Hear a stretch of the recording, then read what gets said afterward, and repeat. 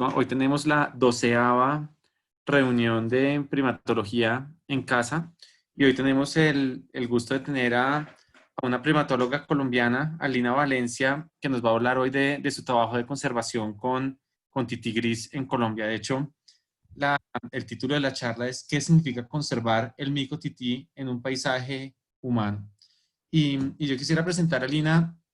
Me da primero mucha emoción presentarla porque estaba revisando fotos. Yo conozco a Lina probablemente desde antes del 2008, pero en el 2008 tuvimos la oportunidad de ir a campo juntos como parte de la tesis de pregrado de Lina, tratando de mirar el rol de los ríos en, digamos que en la estructura genética de los monos araña, y nos fuimos a un lugar recóndito en la mitad digamos, del nordeste antioqueño, en Remedios. Y lo interesante de ese viaje, y por eso pues le tomé el atrevimiento de subir estas fotos y compartirlas con todos, eh, fue que la historia primatológica de Lina casi que es la más corta, porque en el viaje que fuimos en esa primera salida, en ese jeep que ustedes ven ahí en esa carreterita ligeramente averiada, nos pasó de todo. Entre esas cosas nos volteamos en ese jeep. Ahorita me estaba acordando Lina, o me estaba acordando que Lina quedó colgada del timón mientras unos militares que por pura coincidencia estaban pasando se metieron debajo del carro que estaba como en el borde de un precipicio a sacarnos de ahí. Pues la historia terminó bien, y ahí vamos en la parte de arriba ya más cómodos en esa llegada a este sitio tan bonito en Remedios, Antioquia, pero, pero quise poner estas fotos primero porque me acuerdo como de unos momentos muy emocionantes, digamos, de estas aventuras que hacíamos por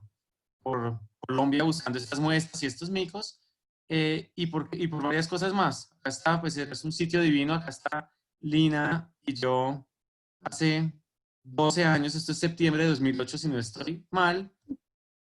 fuimos por todos lados buscando los micos, de hecho los encontramos y cogimos muestras, pero parte de lo que quería mencionar era, yo creo, si no estoy mal, que esa fue la primera vez que yo vi a Sagwinos leucopus en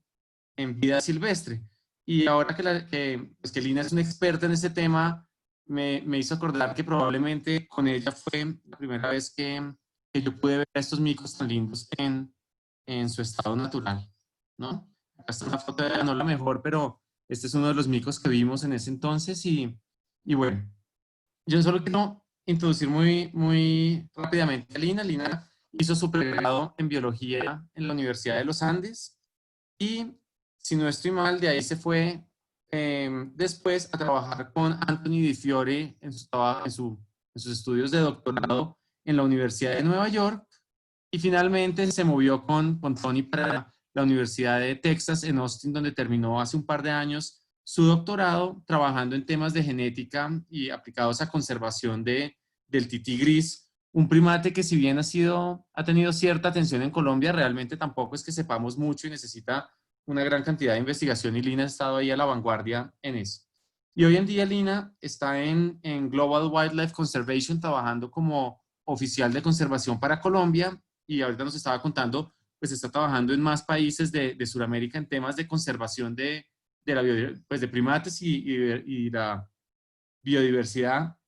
Entonces, para nosotros un honor, Lina, tenerte acá y oír de todo el trabajo que estás haciendo con estos micos tan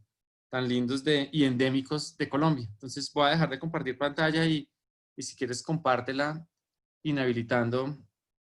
y la audiencia es toda tuya. Y mil gracias, Lina, por estar acá. No, gracias por la introducción. Justo van a ver en mi segunda diapositiva que empiezo a hablar de monos araña café, porque creo que mi trabajo cuando empezó como primatóloga con Andrés Link y el trabajo que hice con monos araña, creo que inspiró mi carrera y sobre todo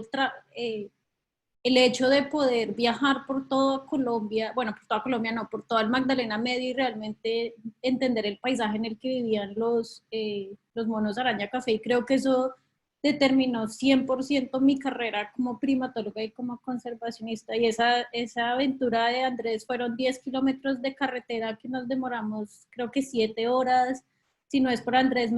Picha,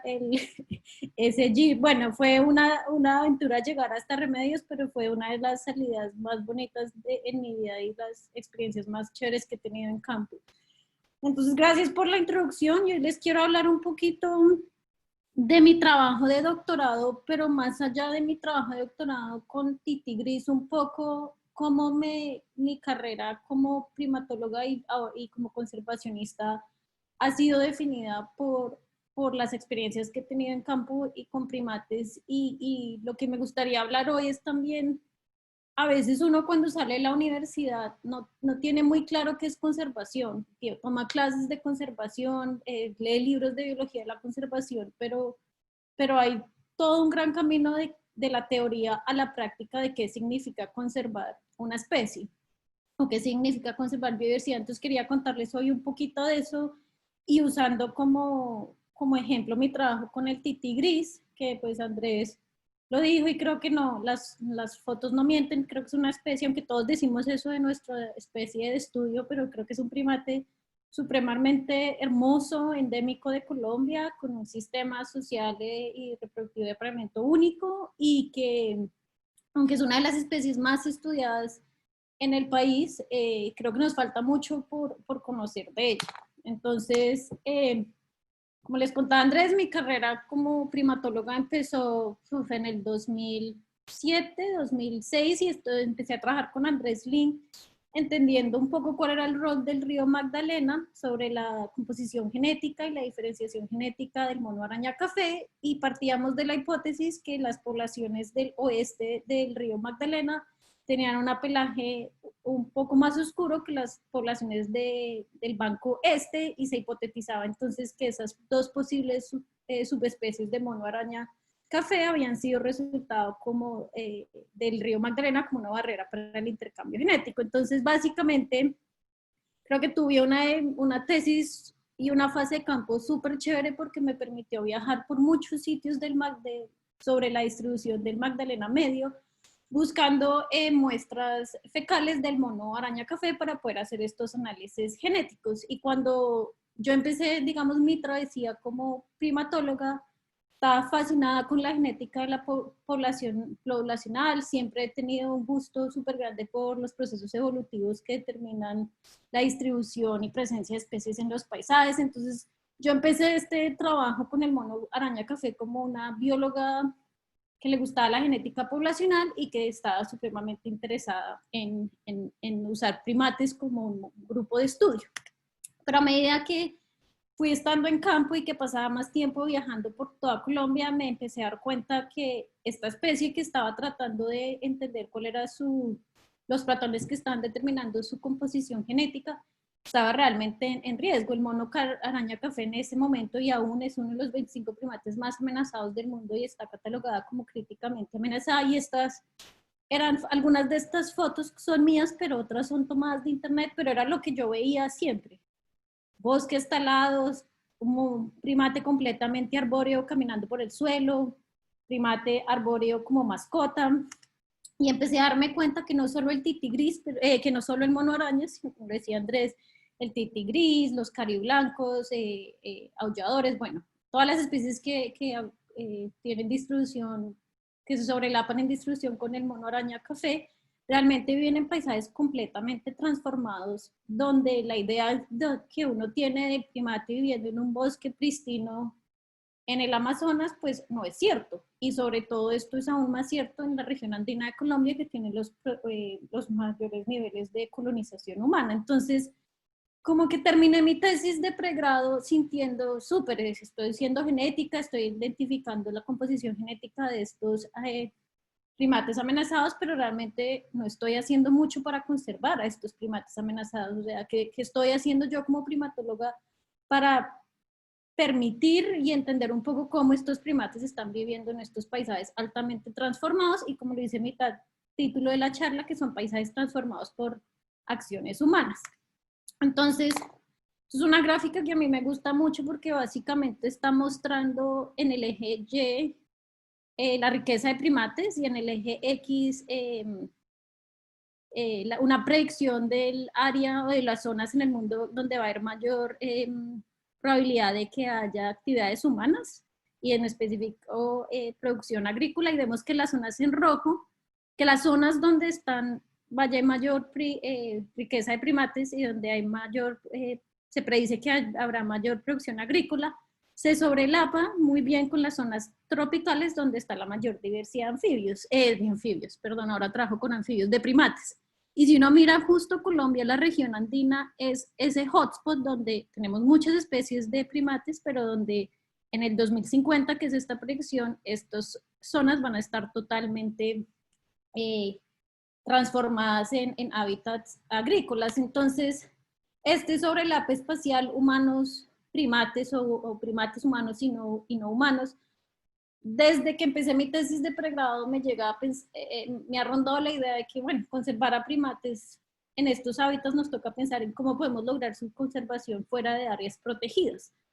Porque como muchos sabemos, no podemos tener islas de áreas protegidas en un mundo transformado, sino hay que mirar cómo podemos lograr que esos primates se muevan y vivan y sobrevivan en estos paisajes transformados. Entonces, voy a ir muy rápido por esta diapositiva porque creo que tal vez se ha mencionado en otras charlas. Factores sociales, económicos, tecnológicos y económicos han causado amenazas increíbles para la biodiversidad y para primates, como la ganadería, la tala, la agricultura, la minería, la creación de represas y el cambio climático, y eso ha llevado que los primates sufran declives poblacionales como resultado de la pérdida y la fragmentación del hábitat, que lleva a que poblaciones de primates se extingan localmente y potencialmente a que se lleve la extinción total de la especie. Entonces uno tiene que empezar a pensar cuáles serían esas estrategias que podemos hacer para mitigar estas amenazas, y como sabemos pueden ser tanto, y como esas soluciones no son tan directas, no es simplemente crear una área protegida o no es simplemente combatir el tráfico ilegal. También hay que pensar en cómo se pueden implementar otras acciones como que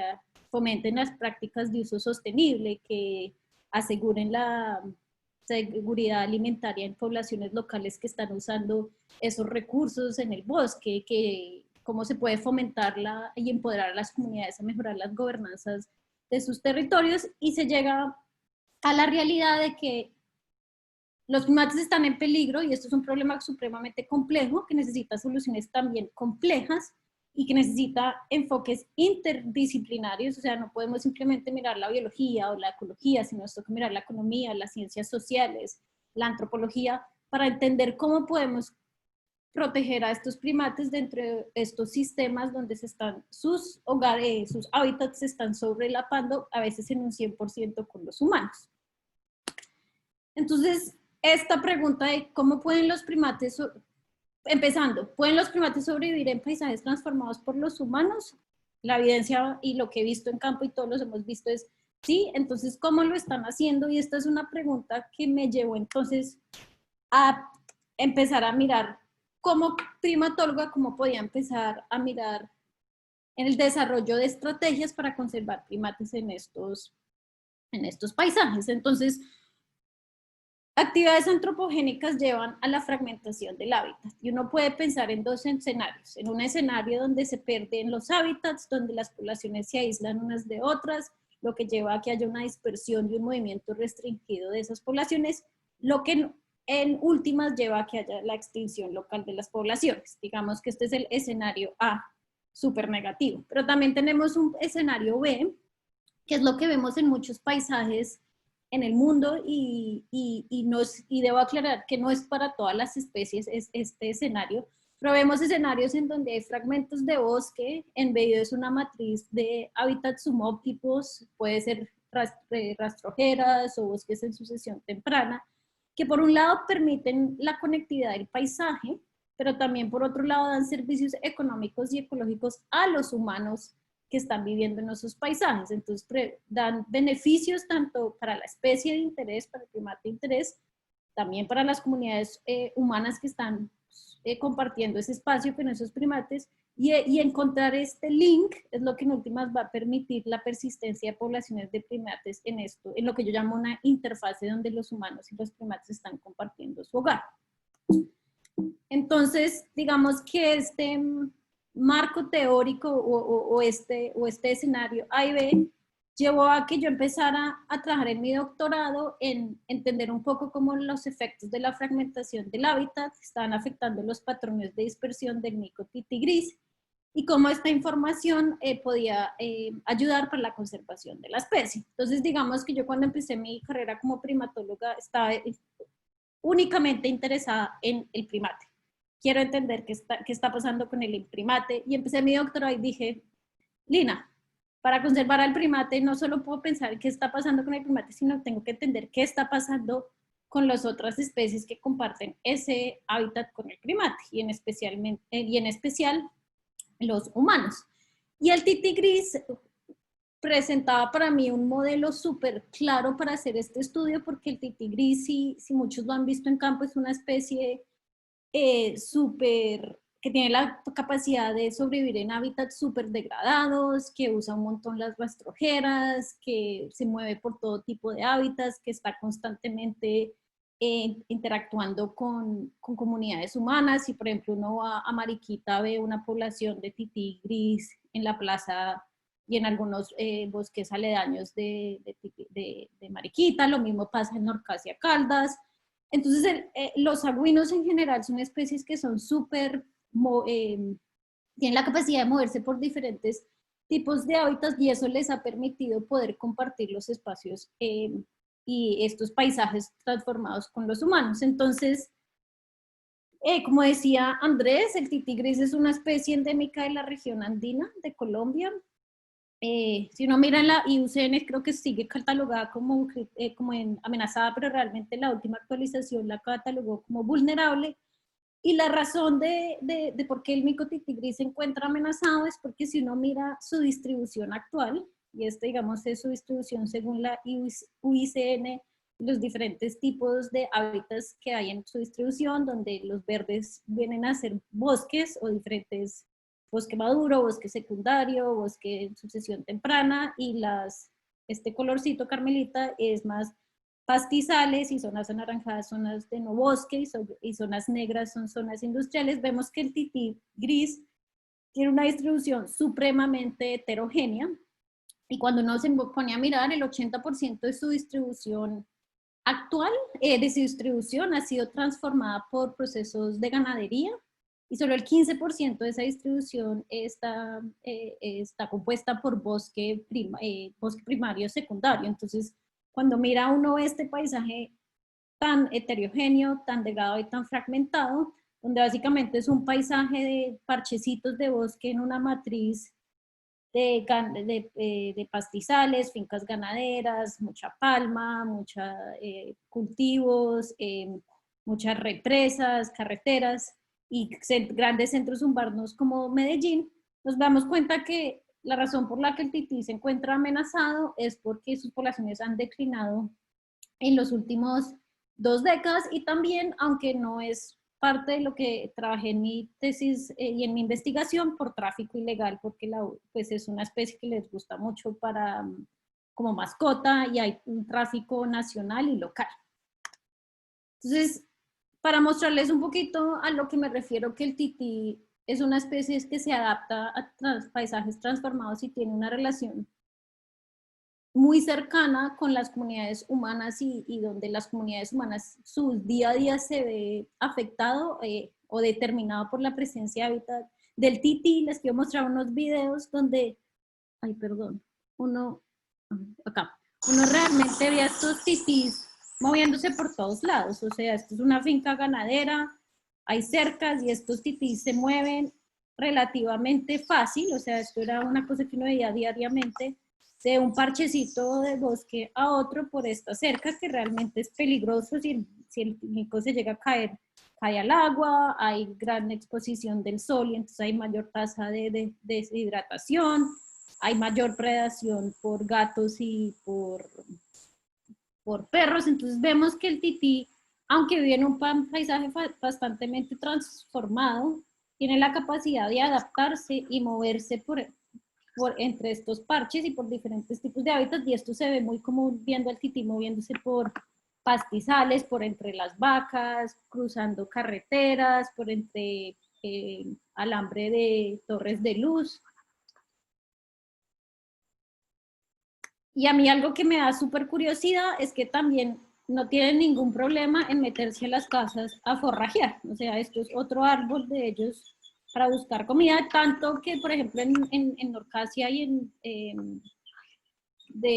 Nortasia Caldas, donde yo trabajo más que todo, las comunidades, en vez de que se les metan a la cocina y se les roben la guapanela o el arroz, les ponen plataformitas con comida, con banano, para que no les hagan un desastre. Entonces uno mira que día a día el tití está compartiendo su hábitat con el humano y sus vidas están siendo afectadas mutuamente por la presencia del otro. Entonces esta relación íntima entre tití y humano nos hace pensar cómo podemos lograr esa persistencia donde tanto el tití como el humano están persistiendo en estos hábitats fragmentados. Entonces, para mi investigación, yo, como les contaba, decidí, listo, ya sé que no puedo mirar solo al tití y sé que no puedo mirar solo al humano, entonces voy a mirar a los dos, a ver cómo cómo sus vidas están relacionándose y cómo las actividades humanas están determinando la persistencia del tití, cómo podemos asegurar la persistencia del tití en estos bosques transformados. Entonces, digamos que yo tenía dos preguntas principales en mi investigación, y era cuál es el impacto de los paisajes fragmentados sobre la dispersión y el flujo genético del tití gris, y cómo esa información me puede ayudar a diseñar y a entender la viabilidad de diferentes estrategias de conservación para el tití gris. Entonces traté de hacer un enfoque interdisciplinario. Entonces colecté evidencia tanto ecológica como de comportamiento, uní técnicas de genómicas para entender cómo los paisajes están afectando el flujo genético y por ende la dispersión y el movimiento. También usé estrategias de modelamiento para mirar qué era lo que estaba pasando en el paisaje y cómo podía relacionar la información genética con la información del paisaje. Pero más allá de esto, y traté de mirar estrategias de ciencias sociales y etnoprimatología para entender el otro pedazo de la historia, qué está pasando con los humanos. Y obviamente no soy socióloga, y aunque tengo un doctorado en antropología, es en antropología biológica. Entonces digamos que este lado siempre fue como, no una debilidad, pero era como más a priori, era ver cómo yo podía unir mis conocimientos y mis experiencias en tratar de entender primate, no primate en un paisaje compartido. Entonces, digamos que cuando yo empecé la investigación del doctorado en el 2011-12, cuando ya empecé a crear toda la propuesta, yo en mi cabeza de estudiante recién dice, no, pues perfecto, mezclo genética con modelamiento, con análisis de datos, y le pongo la dimensión humana, perfecta. Yo salvé al mico y salvé al paisaje, y el humano que vive en ese paisaje está perfecto. Y en ese proceso tengo una tesis que me va a enseñar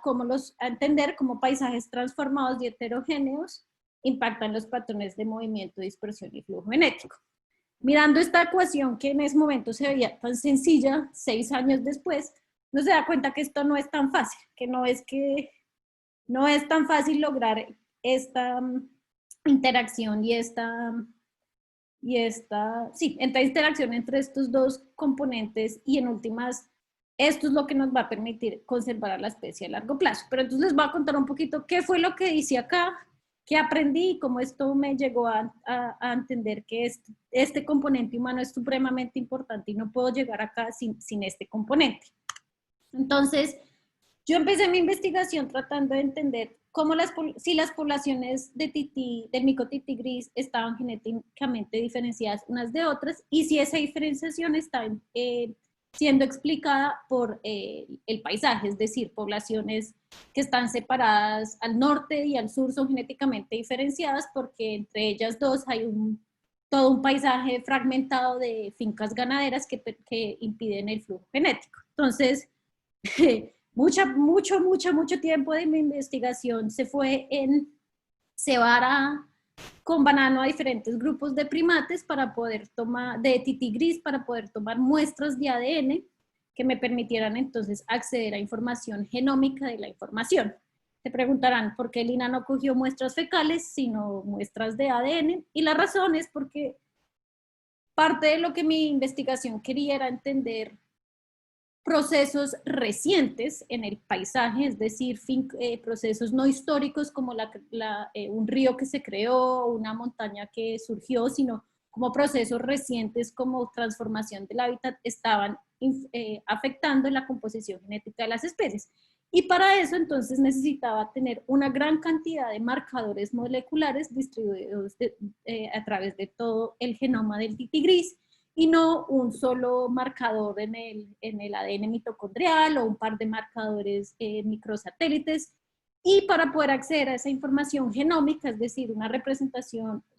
general de todo el genoma de la especie, me tocaba poder tener buenas muestras de ADN, que entonces se refiere a muestras de tejido. Entonces, estuve mucho en tiempo en campo tomando esas muestras genéticas, pero también tomando muestras morfométricas, con datos de condición corporal, peso, tamaño, para también entender si el tipo de hábitat, porque estaba tomando, mirando en toda la distribución del tití gris, grupos en diferentes zonas y en diferentes tipos de bosque, si el tipo de bosque tenía un impacto sobre las condiciones corporales y tamaño de los tití gris. No muestro esos datos porque no tuvimos tantos datos y los análisis preliminares no mostraron ninguna diferencia significativa. Entonces, lo que hice primero en mi trabajo fue entonces esa parte del laboratorio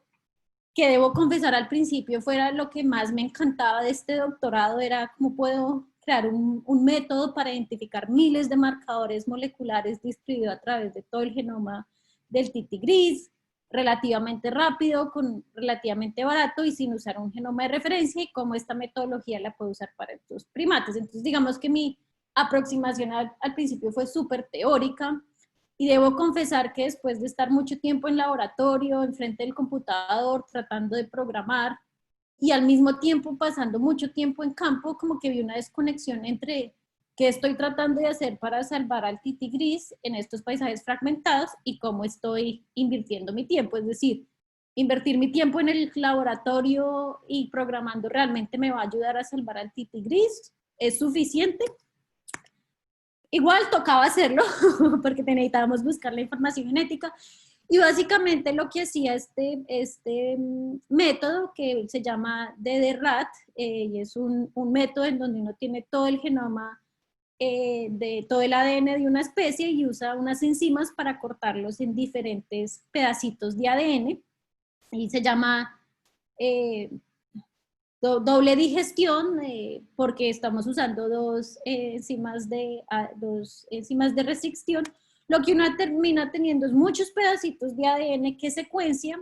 de un tamaño de más o menos 150 pares de bases, o sea, no muy grandes, y después entonces mira qué áreas del genoma tienen polimorfismos de nucleótido único, o SNPs. Entonces lo que estamos mirando era qué zonas del ADN tienen un cambio en una de las bases, y entonces, como les decía, en vez de tener un estudio donde estábamos teniendo 15 marcadores moleculares que representan 15 microsatélites, con esta metodología pudimos identificar 80.000 marcadores o SNPs. Entonces eso me permitía tener una mayor representatividad del genoma y poder tener más resolución en entender esos procesos recientes en el paisaje que están determinando el flujo genético y la dispersión del tití gris. Entonces, gracias a una colaboración que tuvimos con la Universidad de Antioquia, pudimos colectar 78 individuos de 10 poblaciones y 21 grupos sociales en toda la distribución del tití gris. Obviamente creo que ustedes saben que a veces tener muestras en campo no es muy fácil, más cuando uno está capturando individuos, entonces hubo ciertos huecos en la distribución que no pudimos colectar, y también pues por razones de seguridad, pero sí logramos tener una representación de más o menos de norte a sur de toda la distribución del género. Entonces, les voy a mostrar un set de análisis que básicamente están mostrando los mismos resultados, entonces no voy a entrar mucho en detalle de los resultados porque puede llegar a ser tedioso, pero básicamente lo que nos lo que mis resultados vieron es que realmente las poblaciones del tití sí están genéticamente diferenciadas. Entonces, por ejemplo, análisis lo que nos muestra que se llama Structure es que pudimos identificar 5 clústeres genéticos y cada bolita es un individuo y cada color en la bolita es como la membresía de ese individuo a cada grupo genético, clúster genético. Entonces vemos, por ejemplo, que estos individuos de Caucasia en el norte de Antioquia tienen una composición genética que es muy diferente a los del norte, a los del sur, en Caldas, porque acá hay cafecito claro y acá hay cafecito oscuro, y esto mismo se muestra acá, cada barrita es un individuo y cada proporción de color en la barrita es la membresía de ese individuo a un grupo genético. Entonces lo que nos vimos es que todos los individuos de tití gris que colectamos, los 78 individuos, pertenecen a 5 grupos genéticos que yo llamo N1, N2, y qué pena, esto está en inglés y no lo alcancé a traducir, pero norte 1, norte 2, central, sur 1 y sur 2, que corresponden a la distribución genética donde vienen las muestras. Norte 1, norte 2, central, sur 1 y sur 2. Y esos mismos resultados los vimos en diferentes análisis que realizamos. Las poblaciones de tití sí están genéticamente diferenciadas. Esto es un análisis principal de componente y es lo mismo, cada puntico es un individuo y lo que podemos ver es que los 78 individuos muestrados se dividen en 5 grupos que también corresponden a norte 1, norte 2, centro, sur 1 y sur 2. Ese mismo resultado lo vimos ya con otro análisis que mira más a pequeña escala en la coancestría entre los individuos y vemos también lo mismo. Entonces, entre más oscuro el color es que hay más coancestría, entonces están más relacionados los unos con los otros y vemos también que se pueden ver 4 grupos, en este caso genéticamente diferentes de tití gris y lo mismo vemos en esta filogenia. Entonces lo que vemos es que las poblaciones de micotití gris sí están genéticamente diferenciadas, hay una estructura poblacional y una cosa súper bonita que vieron de estos análisis y de poder tener como esta escala tan fina de análisis gracias a que estamos mirando tantos marcadores moleculares, es que también podemos ver procesos específicos de ciertos lugares. Entonces lo que les quiero mostrar en esta diapositiva es que estamos mirando el río Lamiel, no sé si muchos han ido a Norcasia Caldas, el río Miel, pero el río Lamiel es un tributario relativamente pequeño y logramos poder identificar con estos datos que las poblaciones del oeste del río son genéticamente diferenciadas de las poblaciones del este del río. Como lo podemos ver acá, las poblaciones en verde de este lado del río son genéticamente, se agrupan en un clúster que es genéticamente diferente de este clúster de este lado del río. Entonces, pudimos ver, y digamos que esto es un resultado chévere en términos científicos, que poder mirar tantos marcadores moleculares para esta especie nos están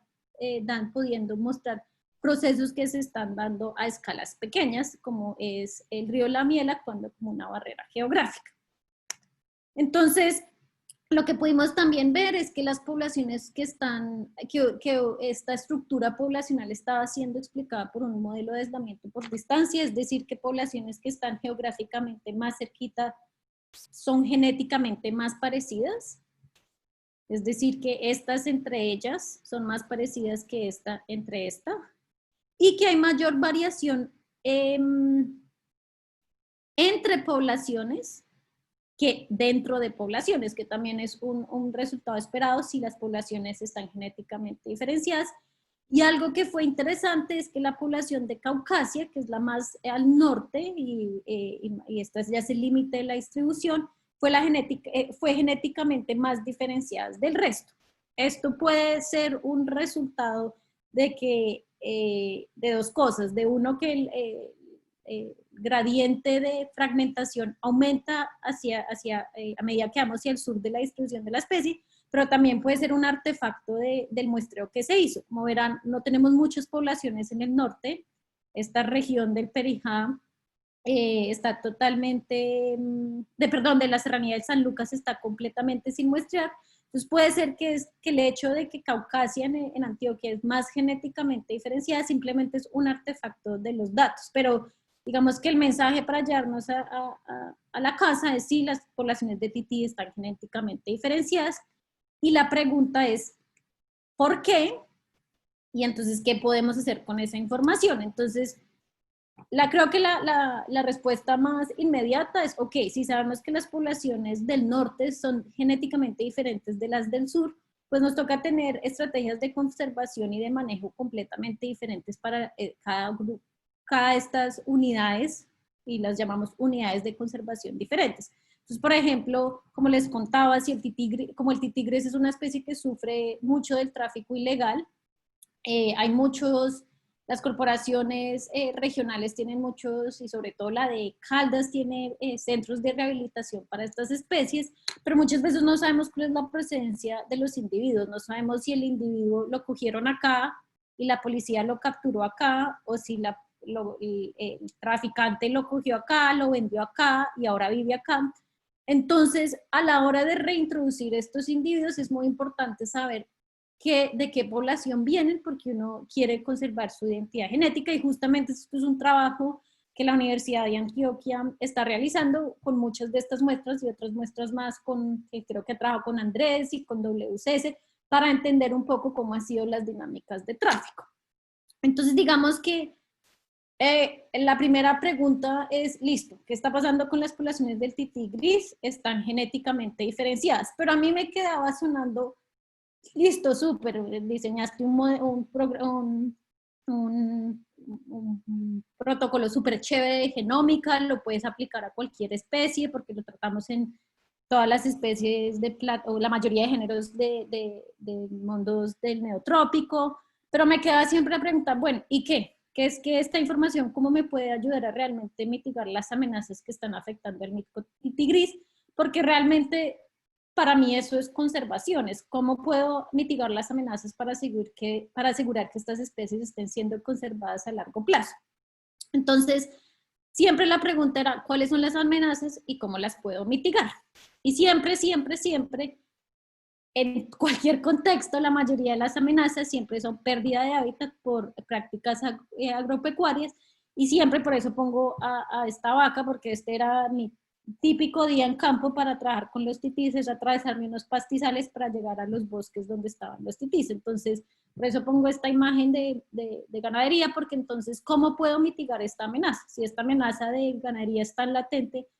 ¿qué puedo hacer para asegurar que las poblaciones sigan viviendo en estos paisajes fragmentados? Una cosa para tener en cuenta es que en la región andina son muy poquitos los bosques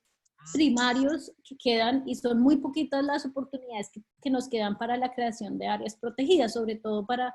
el tití gris. Entonces, como que yo me acostaba todos los días diciendo, bueno, este es mi nuevo amigo, la vaca. ¿Cómo puedo yo trabajar con este nuevo amigo, la vaca? Entonces, venía como la segunda pregunta que me interesaba a mí. Listo, sé que las poblaciones están genéticamente diferenciadas, sé que si no hacemos nada, estas poblaciones van a estar continuamente diferenciándose hasta el punto que ya no va a haber posibilidad para que haya dispersión y flujo genético entre las poblaciones. Entonces venía, digamos, la segunda parte de mi investigación, que es, ok, ¿cómo podemos asegurar la conectividad de este paisaje tan fragmentado? Y sobre todo, para poder responder esa pregunta, la pregunta que precedía era, ¿qué tipos de hábitat están facilitando o inhibiendo la dispersión del tití gris? Y acá entonces venía la parte de mi trabajo de cómo puedo entonces hacer un acercamiento interdisciplinario y ver cómo puedo usar la información genética con la información del paisaje, usando análisis espaciales para informar prácticas de manejo para la especie. Entonces, no voy a entrar mucho en detalle, lo puedo hacer en las preguntas, pero usé varios métodos de ecología, de análisis espaciales y modelamiento y ecología del paisaje para entender un poco la resistencia que el paisaje tenía para la dispersión del tití gris. Es decir, perdón, me trabé, cómo los diferentes tipos de hábitat están restringiendo, es decir, inhibiendo o facilitando el tití gris. Y para eso entonces lo que hice fue crear como una matriz de resistencia donde traté de identificar qué zonas en el paisaje son de mayor alta resistencia y qué zonas en el paisaje son de menor resistencia, que por ende permiten la dispersión del tití. Es de esperarse que esa resistencia fue un resultado de los efectos cumulativos del uso del suelo y la presencia de carreteras. Entonces,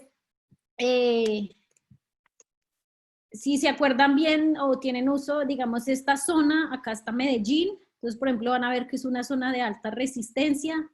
Toda esta zona de Caldas, Tolima y Antioquia es realmente una matriz de pequeños parches de bosques embedidos en pastizales y en zonas ganaderas y de cultivos, entonces que son estas zonas de mediana resistencia. Y luego tenemos acá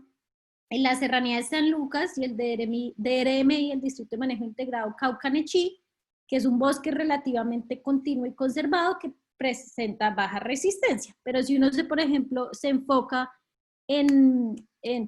acá en la parte de Serranía de San Lucas va a haber zonas de alta resistencia, que van a ver en otras diapositivas que tengo, que están asociadas con minería en la zona ilegal, porque todo esto son vertientes de ríos en donde las cuales está pasando minería ilegal, y lo mismo acá con el río Cauca. Entonces estos análisis me empezaron a dar un poco más de información de cómo el paisaje sí está afectando la dispersión y el movimiento del tití gris. Luego entonces procedí a tratar de identificar, ok, cuáles son las áreas de bosque o de hábitat que quedan para el tití gris, teniendo en cuenta que el tití gris es especialista en bosque secundario. Y nuevamente vemos que el tití vive en una distribución completamente heterogénea, donde hay muchos parchecitos de bosque rodeados en una matriz sin bosque, y que a medida que uno va subiendo hacia el norte en la distribución de la especie, ya empieza a haber mayor cantidad y cobertura vegetal. Entonces en rojo van a ver la densidad poblacional, acá está Medellín, en este color van a ver las carreteras, y van a ver entonces que hay una asociación entre densidad poblacional, carreteras, pérdida de hábitat y por ende presencia de bosques remanentes, y que más al norte, donde hay menos presencia humana y menos presencia de carreteras, hay muchos más grandes parches de bosques conservados. Y una cosa que para mí fue un shock, y lo sabía porque lo he visto en campo, pero ver el número fue como que, wow, es que vemos que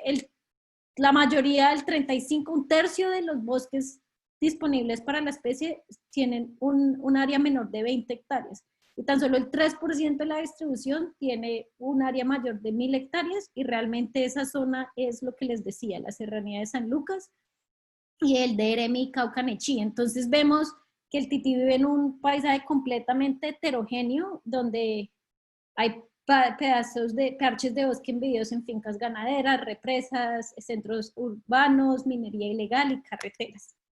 Y por ejemplo, es lo que les decía. Esto es una foto del río Cauca, y esto también se ve en estos vertientes cerca de la Serranía de San Lucas. Uno empieza a ver que el bosque está siendo transformado en minería ilegal, y es toda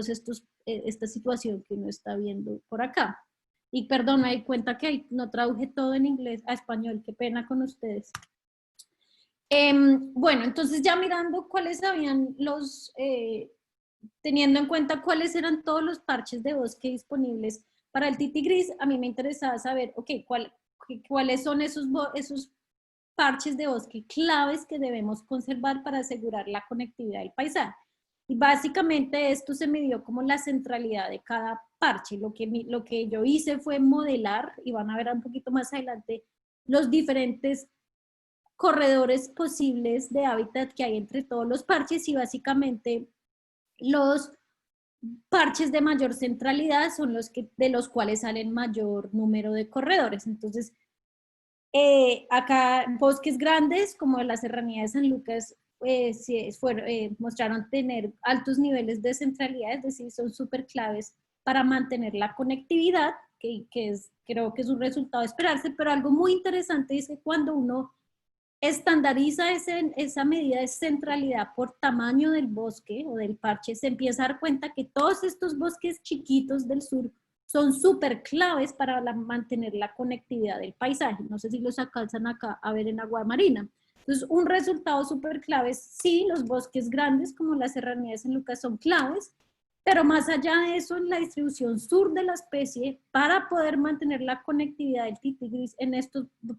paisajes transformados, es importante enfocar nuestros esfuerzos de conservación en asegurar que estos bosquecitos chiquitos, que en muchos casos pueden ser de bosque secundario de sucesión temprana, sean conservados porque son los que en últimas nos van a permitir la conectividad de la especie de sur a norte. Luego entonces usé esta información para mirar, ok, quiero saber cuáles son todos los corredores de hábitat disponibles para la especie, que los pueden ver en diferentes tonalidades de verde, y donde siendo verde oscuro son parches de mejor calidad, corredores de mejor calidad, es decir, el hábitat es mejor, y los blancos son baja calidad. Entonces vemos que aunque el tití vive en un paisaje altamente fragmentado y altamente heterogéneo, es un paisaje que realmente está altamente conectado. Claro, hay que entender que yo en esta imagen no he, digamos, estandarizado por la longitud del parche, entonces del corredor, perdón, entonces hay corredores supremamente largos que no es viable para un tití caminar, pero lo que sí podemos ver es que sigue habiendo oportunidad de conectividad en el sureste de la especie, así como el noroccidente y alrededor de estos parches grandes de bosque. Y esos corredores que se modelaron estaban en su mayoría compuestos por bosque de sucesión temprana o una combinación de bosques secundarios en diferentes estados de sucesión en una matriz ganadera, sobre todo donde habían pastizales. Entonces, digamos que para mí esto fue un resultado súper interesante, porque si estos pastizales en fincas ganaderas que están embedidos con bosques secundarios en diferentes etapas, con rastrojeras, pueden dar la conectividad, sí es tal vez viable que empecemos a mirar estrategias para conservar el tití gris en estos bosques, en bosques heterogéneos. Y acá también es otra imagen, y lo que vemos es básicamente que ciertos bosques, ciertos corredores son más claves que otros, y ciertos corredores representan cuellos de botella para la especie. Es decir, si este corredor desaparece, se acaba totalmente la conectividad entre este parche y este parche, porque solo hay este corredor existente. Y esos generales, esos cuellos de botella o esos corredores más claves generalmente están a través de cultivos o pastizales que son hábitats de baja calidad. Entonces, digamos que el mensaje de esta parte de investigación es que la matriz es supremamente importante, que el tití vive en un paisaje heterogéneo donde bosques secundarios en diferentes estados de sucesión y fragmentos de bosque primario y de sucesión temprana y rastrojeras embedidos en cultivos y pastizales son claves para fomentar la conectividad del paisaje. Y como vemos en esta gráfica, las estrategias para fomentar esa conectividad van a diferir drásticamente entre regiones para la especie. O sea, la estrategia que usemos en el sur va a ser completamente diferente a la estrategia que usemos en el norte. Y pude ver que al combinar la genética con los análisis espaciales me da una herramienta costo efectiva para guiar los esfuerzos de conservación. Y acá cabe enfatizar que es guiar. O sea, de la realidad de esta mapa al hecho hay mucho trecho. Es simplemente una herramienta que nos puede ayudar a mirar qué oportunidades hay, pero es muy diferente ya cuando uno va a ir al territorio y empieza a mirar las oportunidades en campo para crear esos corredores, cuando ya realmente tiene una mirada verdadera de dónde está la oportunidad, los costos y los beneficios de crear esa conectividad a través de corredores de hábitat. Entonces, digamos que yo ya estaba ya terminando toda la fase de colección de datos, y a mí me quedaba la puya, bueno, ¿y ahora qué? Listo, yo miré estos mapas de conectividad, súper chévere, ¿y qué? Pero ¿cómo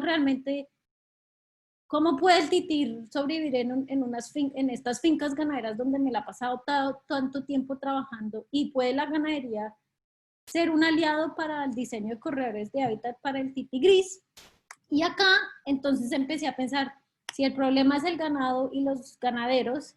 ¿puede ser esta la solución? Y empecé, y más que todo, ¿pueden los primates vivir en un paisaje donde están humano acá, perdón, estaban compartiendo su hábitat con el humano y con otras especies invasoras como el ganado. Y eso llegó, digamos, a mi segunda fase de trabajo que vino a ser paralelo a mi doctorado y que realmente creo que fue en este momento en que realmente sentí que estaba pasando de lo teoría a la práctica, que estaba no simplemente teóricamente identificando cuáles son las poblaciones diferenciadas, donde es un modelo súper bonito con un mapa súper chévere donde hay conectividad, pero que realmente fui de la teoría a la práctica y de la oficina y mi computador y mi laboratorio al campo y al componente humano donde están los titis. Entonces creamos con un grupo de biólogas un proyecto que se llama Conservación Tití Gris, que realmente es un programa de conservación comunitario que busca unir la educación, la conservación y la investigación para conservar el mico tití gris, específicamente en el río de la Miel, en el municipio de Norcasia Caldas. Entonces, fuimos un equipo multidisciplinario, todavía estamos trabajando juntos todas éramos biólogas jóvenes, algunas terminando su maestría, otras terminando su pregrado, yo terminando mi doctorado, que nos unimos para entender un poco más la viabilidad del tití gris en hábitats degradados y más allá de hacer un análisis a nivel de toda la especie, en toda la distribución, entender mucho más qué es lo que estaba pasando en el río La Miel. ¿Y por qué en el río La Miel? Realmente porque yo desde chiquita he ido todos los años al río La Miel, me gusta pescar y voy todos los años a pescar, conozco muy bien a las comunidades campesinas y era como un sitio al que le tengo mucho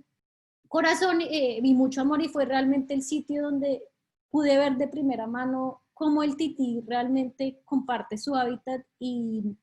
influencia la vida de las comunidades, así como las comunidades influencian la vida del tití y la viabilidad del tití en estos paisajes. Entonces, no voy a entrar en muchos detalles porque creo que eso sería otra charla, pero entonces empezamos a mirar densidades poblacionales en parches de bosques remanentes en la zona, empezamos a mirar cuál es el uso del suelo, el tipo de hábitat, qué prácticas se estaban llevando a cabo en esta zona. Empezamos a trabajar con 2 grupos específicos a mirar uso del hábitat y rango hogar, porque nos interesaba saber mucho cómo estaban usando el paisaje, porque como les decía, uno realmente ve al tití moviéndose por todos lados, y esto lo veía también en Remedios Antioquia, lo he visto en casi todos los sitios en donde va, que el tití es uno lee en libros, no, que el tití es una especie, un género que se especializa en bosques secundarios, pero si ven este mapa, el tití se movía por rastrojeras, el tití se movía por pastizales, el tití se movía por cercas vivas, y en estos paisajes el tití realmente invierte mucho de su tiempo en rastrojeras, entonces queríamos entender un poco más cómo está usando ese paisaje para entender cómo podíamos conservar el tití en estas fincas ganaderas, y todos los sitios donde trabajamos, todos estos son fincas ganaderas que por X o Y razón han o conservado grandes partes de bosque, o simplemente son bosquecitos que, como este grupo vive en un parche, creo que tiene un rango de hogar, si no estoy mal, de 16 hectáreas, y esto es un bosque que se va regenerando, o sea, uno va cada 5 años y es completamente diferente porque empiezan a rotar el ganado y este bosque está en diferentes etapas de sucesión cada vez, y estos titís en el año que lo seguimos, como pueden ver en esta gráfica, uno puede ver cómo según la temporada, la temporada de lluvias es azul perdón, temporada de lluvias es azul, sí, temporada seca es rojo, cómo se empiezan a mover a través del paisaje teniendo en cuenta los modos de manejo que están teniendo estas fincas ganaderas. Pero realmente lo que dejó más este trabajo era empezar a trabajar con las comunidades para entender no solo las amenazas que tenía el tití gris y el rol en el ecosistema y en la vida de las comunidades, sino empezar a trabajar con las comunidades para entender cuál era su posición frente al tití gris, cuáles eran sus actitudes frente al tití gris y qué conocían del tití gris, con el fin último de incrementar su entendimiento y conciencia de la importancia del tití gris y su grado de endemismo y su rol en el ecosistema. Muchas de estas comunidades no sabían que el tití era endémico, muchas que ya verán unas gráficas, no tenían ni idea que este mico estaba amenazado, como lo ven por las rastrojeras, creen que entonces el mico está en todos lados. Y empezamos a trabajar mucho con los campesinos de la zona para entender cómo estaban usando el paisaje y cómo se interrelacionaban con el titigris. Entonces trabajamos mucho entendiendo sus percepciones, esta gente vive del río, entonces el río es como parte de su vida, entonces queríamos entender un poco cómo se relacionaban con el río y cómo podíamos entender ese relacionamiento con el río, pero transferirlo a entendimiento con el bosque y con el titigris. Trabajamos mucho con los niños de los colegios locales para crear entender primero su percepción frente al titigris, pero también crear ese cambio de percepción y de entendimiento frente al titigris, y entender un poco qué tanto sabían si el titigris, como las amenazas que presentaba el titigris, si el tráfico ilegal era bueno, si era una amenaza, si tener titis era una buena mascota o una mala mascota, cuál era el estado de conservación de titigris, cuál era su hábitat. Y nos dimos cuenta que una de las razones por las que la comunidad tiene una relación tan íntima con el río La Miel, no solamente es porque obviamente les da comida y agua limpia, sino porque el turismo en el río La Miel se ha convertido como una fuente económica importante para las comunidades. Y empezamos después de casi un año de trabajo con la comunidad, y realmente esto fue una conclusión que llegamos por la comunidad, que el turismo era un aliado para la conservación del titigris, y la comunidad empezó a expresar su interés de por qué si llevamos a la gente de Medellín y Bogotá a pescar, por qué no los podemos llevar a ver micos, o por qué no les podemos mostrar que este mico es endémico y que solo está acá. Y creo que ese resultado del turismo como aliado se dio después de que trabajamos mucho con la comunidad de enseñarles y de entender con ellos y de trabajar con ellos de la importancia del tití y el grado de endemismo. O sea, yo me acuerdo cuando uno hablaba con ellos y les decía, es que este tití solo está acá, y si no está acá, no está en ningún lado, eran como así, pero eso no está en África como el chimpancé, como el que yo miro en National Geographic, y uno era, no, este mico solo está en su casa. Entonces empezamos a trabajar con la comunidad digamos que esta fue la frase inicial del proyecto, en cómo podemos crear identidad con el tití y usar el tití como un emblema del turismo en la zona. Entonces creamos pancartas que era como bienvenidos al río La Miel, tierra del titigris, o bienvenidos a La Habana, que era el poblado donde estamos trabajando, hogar de todos nosotros los colombianos, incluido el titigris. Y entonces, generando ese sentimiento de orgullo de identidad, empezamos a ver en la comunidad unos aliados para la conservación del tití, y creamos diferentes emblemas, y muchos de estos fueron gracias al trabajo que Proyecto Tití ha hecho con el Sagüino Seductus, y que me ha enseñado mucho Joana y todo el equipo de Tití Grises, crear ese sentido de identidad. Entonces el tití es único y está en mi finca, y eso se lo repetíamos a los ganaderos, como esta cosa, este animal que usted le para cero de bolas, usted no sabe lo privilegiado que es de tener este mico, o el tití, La Miel y yo es 100% caldense, y aprendimos que ese amor que tenían por el río se podía traducir si entendíamos por qué querían al río tanto en ese amor por el tití gris. Paralelo a esto, entonces también empezamos a trabajar con los ganaderos. Es claro entender acá que los campesinos tienen ganadería de pequeña escala, que realmente acá la causa mayor de la pérdida de hábitat es la ganadería a grande escala, con ganaderos de mucho dinero que viven en Bogotá o en Medellín o en Manizales. Entonces parte del trabajo también fue entender un poco cómo están funcionando las fincas, cómo es la rotación de las vacas, cuántas vacas tienen, dónde viven las vacas, para entender un poco cómo el paisaje cómo la ganadería estaba afectando el paisaje y por ende los patrones de movimiento que estábamos viendo en los titís. Y a mí me gusta mucho esta foto porque por un lado es uno todo sudado, vuelto nada, llegando de campo, hablando con el administrador de la finca, y esa misma tarde báñese y ponga elegante y limpiese las uñas porque nos toca tomar champaña y comer quesitos españoles con los dueños de la finca, y empezar a hablar estos dos idiomas para poder entender cómo podemos conservar el tití en estos paisajes. Y esta parte de los ganaderos creo que es una de las más complicadas, porque es empezar a cambiar un poco el chip de las prácticas ganaderas que esta gente ha tenido por generaciones, y que uno recién llegado no puede decirle, vea, usted está haciendo todo malo, esto está afectando el tití gris, no me importa usted cuántas vacas tiene que acabar con esta ganadería que está haciendo tan inefectiva, que es una vaca por hectárea, sino era crear esa relación de confianza, de honestidad y de entender que cada uno, así como este administrador de finca, así como estos dueños de la finca, así como nosotros, y este es mi equipo de trabajo, todos tenemos un interés particular y para lograr esa supervivencia y conservación del tigris en estos paisajes nos toca entender qué es lo que cada uno ve importante y qué es lo que cada uno valora, porque al final, si las estrategias que generamos reconocen eso, vamos a tener éxito. Entonces, para los ganaderos y para el administrador de la finca es el números. A mí, yo valoro es cuántas vacas hay en mi finca, cuántos están engordando y cuánta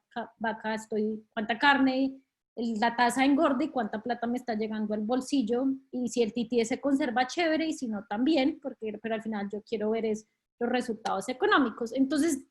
empezamos mucho a trabajar con los ganaderos, a mirar la viabilidad de establecer prácticas de ganadería sustentable y en específico sistemas silvopastorales y ver cómo en estas fincas en particular, y nosotros trabajamos en 3 fincas, y realmente para serles honesta, de las 3 fincas solo logramos esta relación de confianza con una de las fincas, o sea, con las otras fue muy difícil y nunca logramos conocer a los dueños de la finca, nunca quisieron hablar con nosotros, pero con una familia sí logramos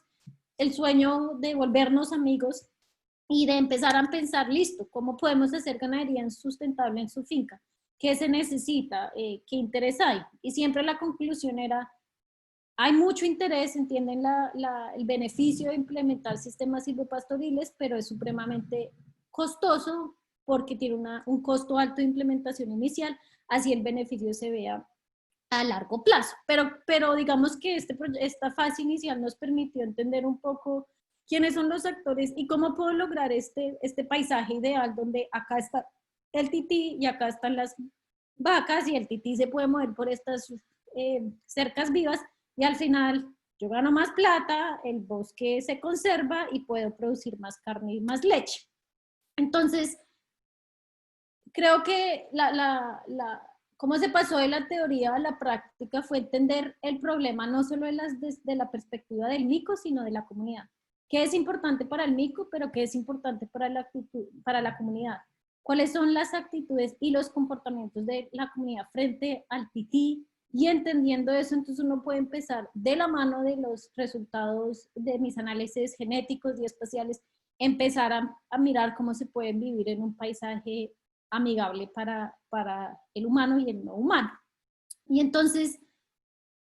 yo terminé mi doctorado y es una de las razones por las que decidí no seguir en la academia, sino empezar a trabajar en Global Wildlife Conservation, porque pensé que si quería hacer conservación tenía que hacer más que investigación. Investigación no es solo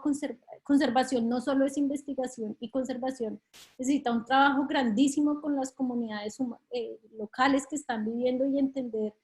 ponerse en los zapatos de ellos.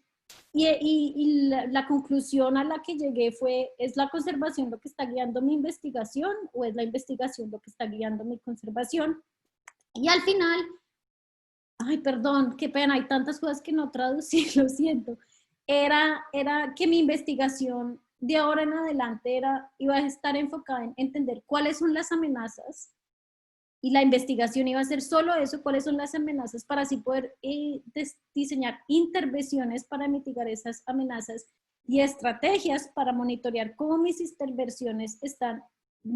afectando positivamente o negativamente las amenazas, para luego evaluar qué está funcionando y qué no está funcionando y mirar si hay amenazas, continúan y seguir este ciclo. Entonces creo que digamos que mi teoría de cómo estaba haciendo conservación ha cambiado drásticamente en los últimos 10 años, desde el 2008, que casi pierdo la vida en Remedios con Andrés, no mentira, a lo que soy ahorita y ha llevado a que empiece a pensar como primatóloga y conservacionista desde la teoría hasta la práctica y empezar que realmente es por qué estoy investigando y para qué me está llevando la investigación. Y creo que me esparcí un poquito de tiempo, pero gracias.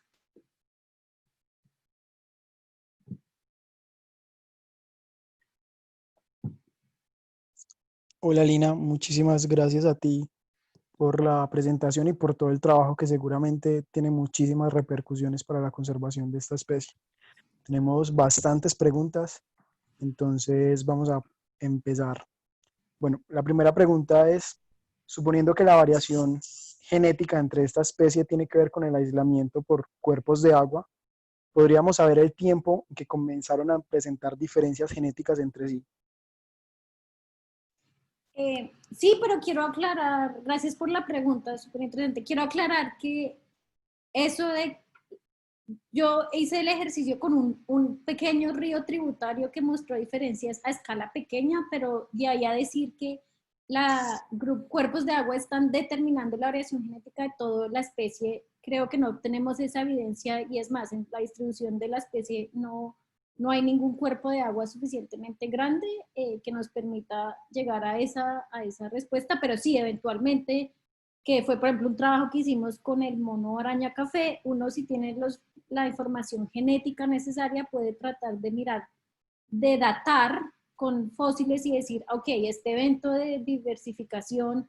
se dio en tal fecha y esa fecha coincide con la orogenia o movimiento de capas tectónicas que llevó al levantamiento de estas montañas y a la creación de este río. Pero quiero aclarar que, digamos que mis resultados no muestran que los ríos son un factor que está determinando la variación genética de toda la especie, sino más allá de eso es la heterogeneidad del paisaje y sobre todo en los diferentes usos del que se están dando al suelo. Listo, Lina, muchísimas gracias. La siguiente pregunta es si esa diferenciación genética entre poblaciones no podría resultar por la transformación histórica del humano hacia los bosques y hasta qué punto es útil enfocar cada uno de estos esfuerzos de conservación a la representación genética de la especie. ¿Me puedes repetir la pregunta? Creo que no la entendí o no te oí bien. La pregunta es si esa diferenciación genética entre poblaciones podría resultar por la transformación histórica que ha tenido el humano en esos bosques, específicamente de la distribución de la especie. Sí, y creo que es una también muy buena pregunta porque hay una transformación del hábitat histórica y hay una transformación del área contemporánea, es decir, eventos que se llevaron a cabo hace muchos años y eventos que se llevaron recientemente. Una de las formas en que uno puede asegurarse que la transformación del hábitat contemporáneo, o sea, lo que está pasando en los últimos 30, 40 años, es lo que está determinando la diferenciación genética observada, es poder usar marcadores moleculares que están mutando rápidamente y que te están permitiendo ver una historia más reciente de lo que está pasando con estas poblaciones. Y fue por eso que tratamos de usar muchos marcadores moleculares para ver una historia mucho más general de qué es lo que está pasando con la especie y tratar de diferenciar procesos históricos de procesos recientes. No sé si eso responde la pregunta. Bueno, la misma persona en la misma pregunta menciona que hasta qué punto es útil enfocar cada uno de estos esfuerzos de conservación a la representación genética de esta especie o a cada representación genética. Creo que entiendo la pregunta y creo que está haciendo referencia a las diferentes unidades de conservación. No sé si entiendo la pregunta, pero sí entiendo, sí creo que estoy entendiendo lo que me están preguntando. Sí. Es, eh, como hay diferentes unidades genéticas y la composición genética de cada unidad es diferente, es necesario implementar estrategias diferentes para cada población porque lo que está pasando en cada población es diferente. Y por ejemplo, el error más grande que uno podría hacer es que una especie que fue capturada en el norte, en Caucasia, por tráfico ilegal, es liberada en el sur, donde las poblaciones tienen composiciones genéticas diferentes y pueden estar adaptadas a diferentes condiciones en el ambiente y, por ejemplo, pueden tener mayor inmunidad o mayor variabilidad genética en su complejo inmune y están preparadas para unas enfermedades que las del norte no y puede traer enfermedades nuevas. Entonces sí es importante tener estrategias diferentes porque lo que funciona en una unidad no significativamente va a funcionar en la otra y lo que uno puede estar haciendo al final es crear más daños que beneficios. al asumir que todas las poblaciones son genéticamente iguales. Listo, perfecto. La siguiente pregunta va más orientada a estos primates en hábitats urbanos. Nos preguntan que si notaste algún tipo de contacto directo entre animales domésticos y humanos con los titíes y si en alguno de estos eventos ocurrió alguna muerte de alguno de los titíes. Lo preguntan principalmente por el riesgo de transmisión de enfermedades entre ambos sentidos. Sí, lo que vi un montón es tití siendo correteados por gatos y perros. Y sí vi casos en que no lo vi física, no lo vi yo personalmente, pero sí llegaba al día después, mira, no, el tití lo mató el gato y está en la caneca. Entonces uno sí ve eventos de depredación y justo WCS ha hecho, y creo que la Universidad de Antioquia también con Iván y creo que Andrés también ha participado en esas investigaciones, sí han visto, han hecho perfiles de estos micos para mirar, de ciertas especies para mirar enfermedades y ver si hay transferencia o no. No sé cuáles son los resultados, pero sí creo que debido a ese contacto humano tan cercano que hay, sí es posible que haya transferencia y mayor carga parasitológica para las especies que están en contacto con humanos. Pero WCS es quien ha liderado su esfuerzo y no sé si Andrés puede hablar de eso, pero yo eso fue algo que yo no miré. Listo. Andrés, en un ratico va a comentarnos un poquito. Otra pregunta que nos hacen es que si existe conectividad entre las poblaciones, ¿por qué se diferencian genéticamente? Puede que sea una conectividad estructural, pero no funcional. Sí, y para aclarar, uno cuando habla de conectividad está hablando de conectividad estructural y funcional. Entonces, conectividad estructural se está mirando en las características del paisaje. Entonces, hay bosque, no hay bosque, hay estructuras en el paisaje que permiten que los individuos se muevan de un lado a otro. Pero cuando uno habla de conectividad funcional, está traduciendo esa conectividad a que el mico se mueva de bosque A bosque B y haga flujo genético de bosque a bosque B. En este trabajo yo lo que traté de mirar es tratar de entender la conectividad funcional y por eso es que usé la información genética con la información espacial, porque la información genética me está dando evidencia de si hay flujo genético entre población A y población B. Entonces sí es posible que ciertos hábitats tengan conectividad estructural, o sea, estén las características del paisaje para que el mico se mueva de punto A a punto B, pero no necesariamente hay las características para que esa conectividad sea funcional, es decir, que el mico se mueva de punto A a punto B y eso lleve a un flujo genético de la especie. Listo, súper interesante. La siguiente pregunta es, ¿a qué te refieres con corredores de alta o baja calidad? ¿Tuvieron en cuenta fenología o es solo cuestión de cantidad de bosque? Nosotros, eso es muy buena pregunta y por eso yo decía que esto es una herramienta costo efectiva que no necesariamente representa la realidad. Nosotros miramos, yo lo que hice para esto es mirar coberturas de hábitat, entonces mirar diferentes tipos de hábitats y yo lo que hice fue basado en información de campo y en información de expertos, clasifiqué esos tipos de hábitat en diferentes valores que básicamente representan no la probabilidad, pero qué tan factible es que un mico tití gris se mueva por ese hábitat. Entonces, a mayor número, la factibilidad es más alta, es decir, ese tipo de hábitat facilita el movimiento y a mayor número, ese hábitat no facilita ese movimiento. Entonces, cuando hablaba de alta calidad, me refiero a paisajes que basados en información de campo y en información de expertos nos pueden decir que el tití tiene factibilidad de moverse por ese tipo de hábitat, pero hay que aclarar que dos cosas, que uno, las capas de coberturas que usamos realmente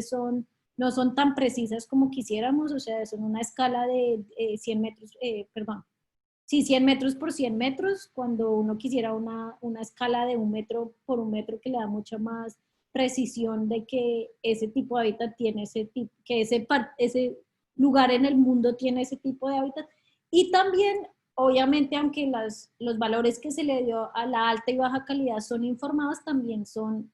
pueden estar sesgados, porque realmente la única forma en que uno realmente puede asignar confiablemente cuál es la probabilidad de que un mico se mueva por cualquier tipo de hábitat o la probabilidad de que cualquier tipo de hábitat facilite o no el movimiento es realmente es teniendo estudios de múltiples años con micos con collares, que uno diga, el mico se mueve por tal lado, el mico se mueve más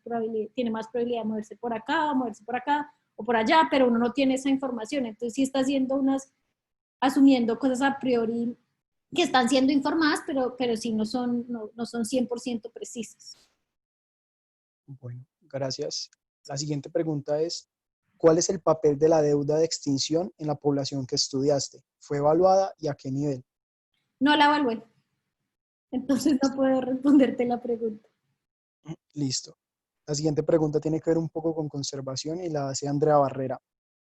Andrea nos pregunta que uno se debate mucho entre el tiempo que debe invertir en investigación frente al que debe invertir en alternativas de producción que disminuyan la presión sobre el bosque y la apropiación y educación ambiental. Si volvieras a empezar hoy, ¿por dónde empezarías?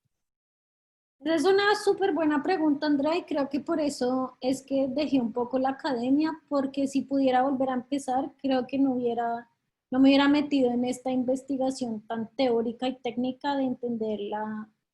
el efecto de la fragmentación del hábitat en el titi gris. Creo que uno a veces se gasta tanto tiempo en colectar datos, en encontrar la respuesta y los datos precisos, que mientras tanto se le va el tiempo y cuando miró se perdió el bosque. Entonces, si volviera a empezar, la respuesta es que creo que no haría esta investigación tan detallada con genómica, análisis espaciales, modelamiento, que sí dio información, pero creo que me hubiera ido de primerazo a empezar a trabajar con las comunidades, a entender uso del suelo, funcionamiento de fincas, a mirar uso del hábitat del titi gris y allá tener o sea, dedicarme más tiempo a la segunda parte de mi charla que a la primera. Porque como que vuelvo a cómo terminé mi charla, creo que al final uno debe investigar para entender las amenazas, pero la investigación no te resuelve las amenazas. Entonces, sí, no sé si respondí la pregunta. Listo. La siguiente pregunta es, ¿qué tan difícil es mantener financieramente un proyecto de conservación como el que tienes con el Tití, dado que los resultados y avances en el tiempo podrían ser pocos y lentos? Es complejo y creo que es una mezcla de oportunidades, de dónde está en la vida uno y en qué lujo se puede dar. Creo que una de las razones, y quiero ser súper honesta, que yo pude empezar este proyecto de conservación es porque estaba afiliada a la universidad, estaba haciendo el doctorado y el doctorado me daba un salario fijo mensual para hacer este proyecto, lo que me permitía tener tiempo para aplicar a becas, tener el tiempo para trabajar y liderar este proyecto. Ahora que terminó el doctorado y que tengo un trabajo de tiempo completo, es difícil mantener todo porque inicialmente vas a hacer mucho con voluntad y sin sueldo, porque muchos proyectos empiezan con becas pequeñas que no te dan para salarios. Entonces es difícil y creo que a veces los programas son exitosos porque se dieron las oportunidades y porque uno a veces se pudo dar el lujo de no recibir un sueldo que no siempre es fácil para todo el mundo. Entonces creo que es una combinación de mucha perseverancia, de mucha dedicación y de tratar de mirar cómo se pueden balancear las cargas hasta que tienes un proyecto establecido, que está tan establecido que puedes empezar a recaudar fondos que te empiezan a dar salario, porque al principio muchas becas no te permiten tener salario. Entonces hay que empezar a mirar, ok, ¿cómo puedo hacer todo este trabajo y al mismo tiempo tener un salario porque igual necesito comer? Entonces, no es fácil, pero creo que hay estrategias, unas formas es aliarse con otras organizaciones que son más grandes, que están trabajando en la zona, que tienen de pronto más experiencia en recaudación de fondos, mirar qué alianzas se pueden hacer con las corporaciones ambientales, pero sí, definitivamente no es un proceso fácil al principio y creo que hay muchos proyectos que fallecen porque empezar es difícil porque a uno no le están pagando por hacer este tiempo completo. Bueno, a propósito que mencionas las corporaciones ambientales, la siguiente pregunta es si se han comunicado con las autoridades ambientales y las administraciones de cada una de las regiones donde trabajan. Sí, nosotros trabajamos mucho con Corpo Caldas al principio, sobre todo en el río La Miel, compartimos información, toda la información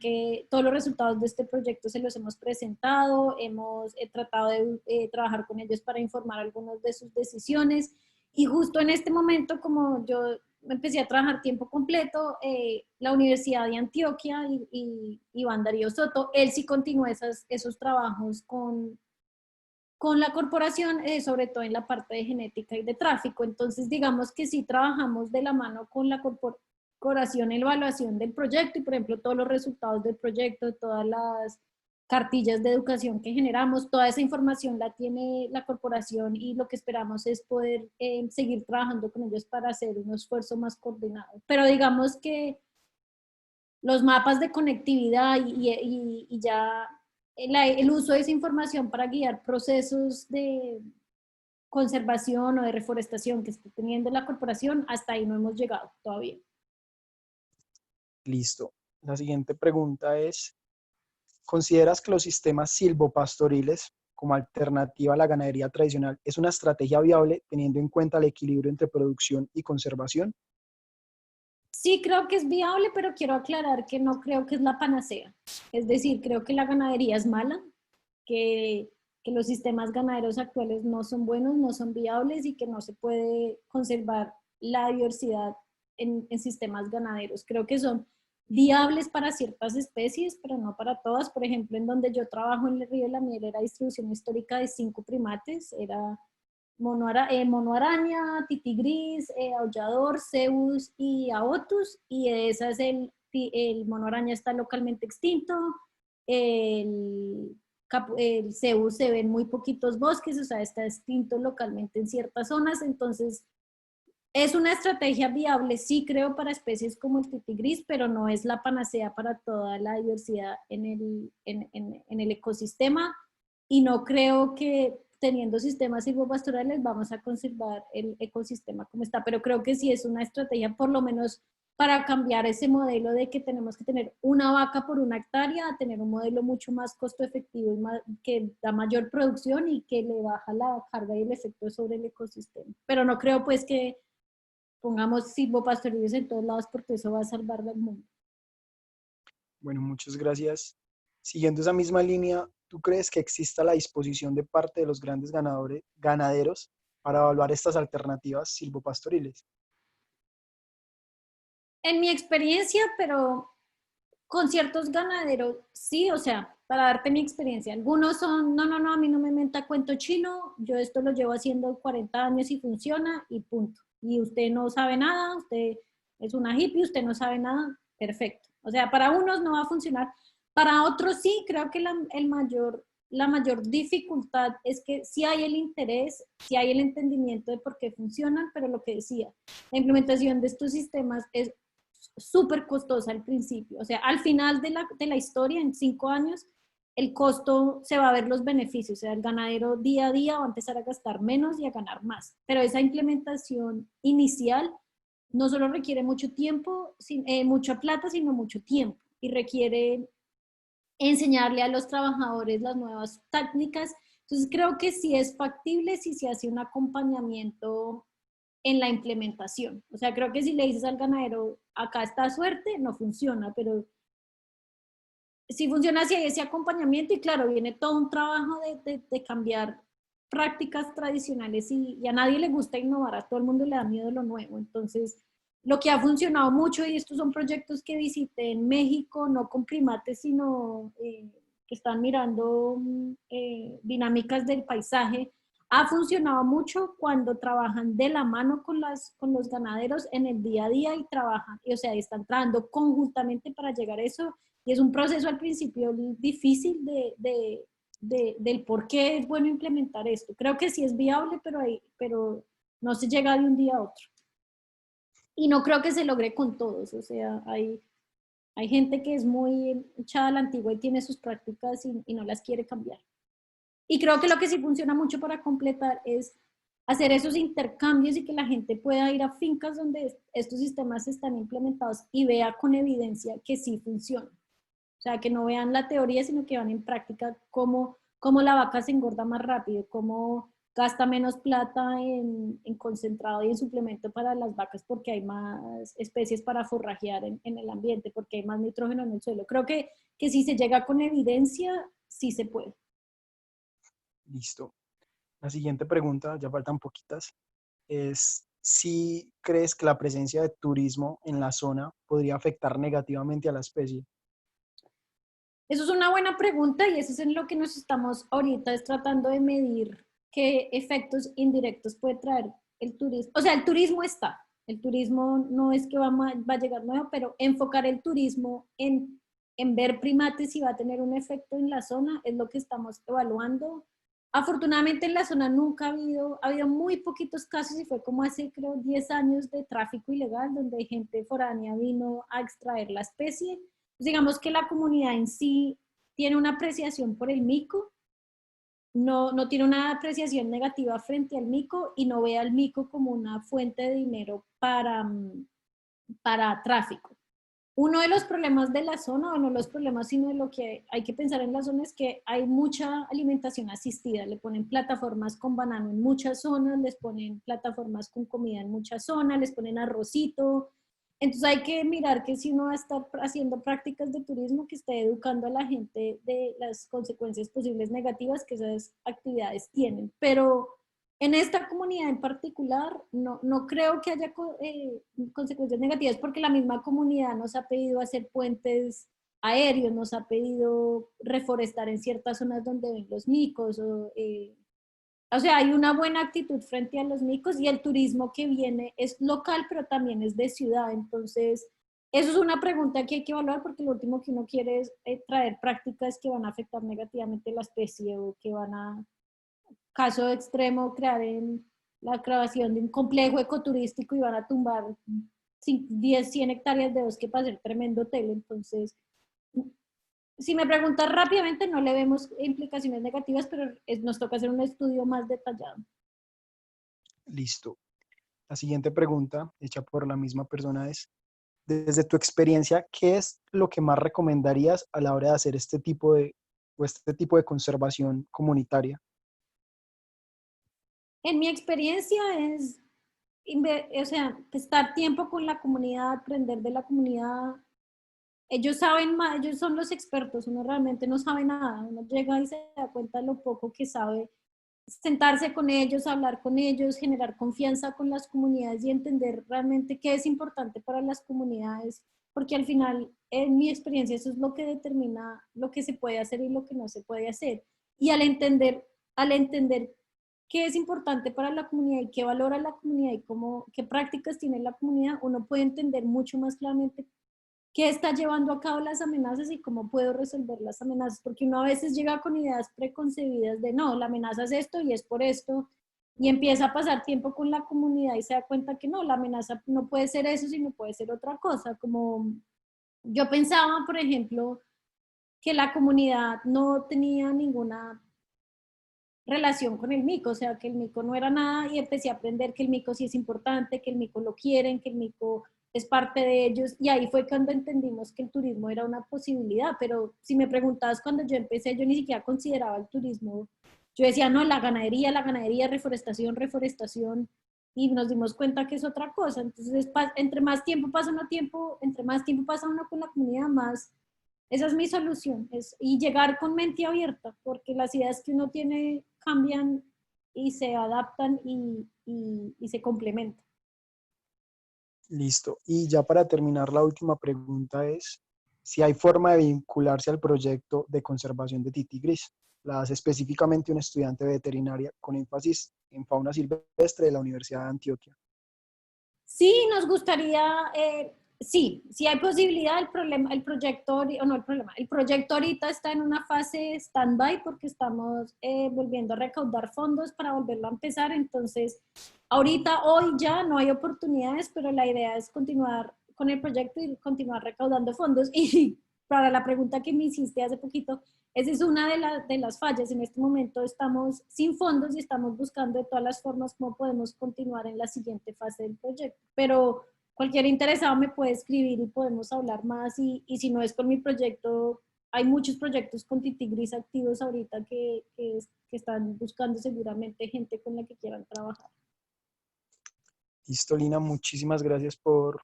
todo lo que has hecho por estos primates tan importantes para nuestro país. Hay muchas felicitaciones en el chat